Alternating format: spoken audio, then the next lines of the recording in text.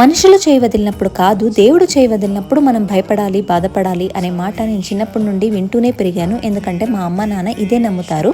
చిన్నప్పుడు విన్న మాటలు కాబట్టి అది నా మనసులో ఎంత దృఢంగా నిలిచిపోయింది అంటే, దేవుడు చేయి వదలకూడదు అంటే మనం ప్రతి ఒక్కరి దగ్గర మంచిగా, మన మాటలు కరెక్ట్గా ఉండి, మన పనులు మనం కరెక్ట్గా చేసుకుంటే దేవుడు ఎలాగైనా కాపాడేస్తాడులే అనే నమ్మకంతోనే ముందుకొచ్చాను. కాకపోతే పెద్దగా అవుతూ నాకేమనిపించింది అంటే, మనం చేసే పనులు అందరికీ నచ్చాలి, మనం మాట్లాడే మాటలు ఎవరిని నొప్పికుండా ఉండాలి అంటే అస్సలు కుదరదు.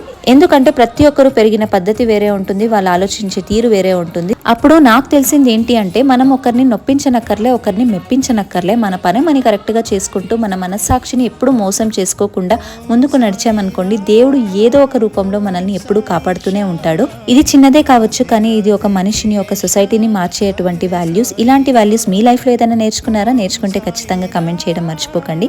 అండ్ ఇంతటి వాల్యూస్ నేర్పించిన మా అమ్మ నాన్నకి ఎప్పుడు రుణపడిపోతాను.